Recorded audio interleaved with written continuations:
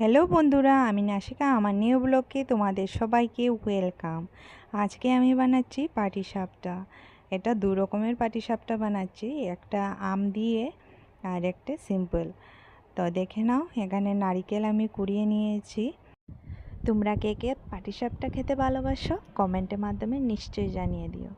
তো দেখো, আমার কোরানি শেষ হয়ে গেছে। এখন ভাজার জন্য আমি কড়াই বসিয়ে দিয়েছি। এখানে প্রায় 3 টুকরো আমি নারকেল নিয়েছি, আর এদিকে আমি কড়াই বসিয়ে ওকে ভেজে নেব ভালো করে ভাজার পর চিনি দিয়ে দেব পরিমাণ মতো। এদিকে ভাজা চলতে চলতে আমি সুজি আর ময়দা মিশিয়ে একসাথে গুলে রেখেছি, কারণ একটু ফুলবে তাই আগেই গুলিয়ে রেখেছি। আর এদিকে ভাজা চলছে আমার। আর আরেকটু সুজি ময়দার বাটারের সাথে আমি ফুড কালার মিশিয়েছি, দেখতে ভালো লাগবে তাই অল্প করে মিশিয়ে একটি বোতলের মধ্যে ভরেছি। আর বোতলের মুখাটাকে একটু ফুটো করে দিয়েছি, তোমরা দেখতে পাবে। আর চিনিটা আমি অল্প পরিমাণ দিয়েছি, যার যতটুকু লাগে নিশ্চয়ই দেবে, কারণ এখন তো চিনি সবাই কম খায়, তার জন্য। দেখো, কালারটা মিশিয়ে নিয়েছি আর বোতলেও ভরে নিয়েছি।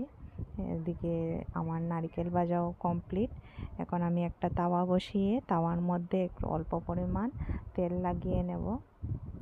একটি কাপড় দিয়ে আমি তেল লাগিয়ে নিচ্ছি। আর এখন ফুটো ফুটো করে বাটার, যা সুজি ময়দার বাটার ঢুকিয়েছিলাম বোতলের মধ্যে, ওটা দিয়ে দিলাম। আর এখন দিয়ে দেব হোয়াইট বাটারটা। তো ভালো করে দিয়ে আমি অল্প পরিমাণ রেখে দেব, তারপর উল্টে দেব। আর আরেকটা আমি বাটারের মধ্যে একটা পাকা আম নিয়েছি, আমটাকে গ্রাইন্ডারের মধ্যে পেস্ট করে ওকে চালনি দিয়ে ছেঁকে নিচ্ছি। আর ছেঁকে ওকে আবার এই বাটারের সাথে মিশে নেব। দেখো, ভালো করে এভাবে করতে হবে, কারণ তাওয়াতে যখন দেব ভালো করে না হলে তো হবে না, তাই। তো দেখো, আমি দিয়ে দিয়েছি। এখন ভালো করে এটাকে মিক্সড করে নেব সুজি ময়দার সাথে। একটু গন্ধ হলে ভালো হয়, আমটা গন্ধ ভাব থাকলে ভালো হয়, আমের গন্ধই খেতে ভালো লাগে। তো দেখো, আমি মিশিয়ে নিয়েছি, এখন আমি দিয়ে দেব।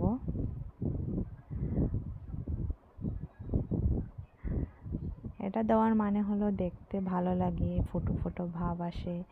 আর আর ম্যাঙ্গো দিয়ে, আম দিয়ে যা বানালাম সেটা খেতে ভালো লাগে, আমের গন্ধ আসে আর এদিকে দেখতেও ভালো লাগে।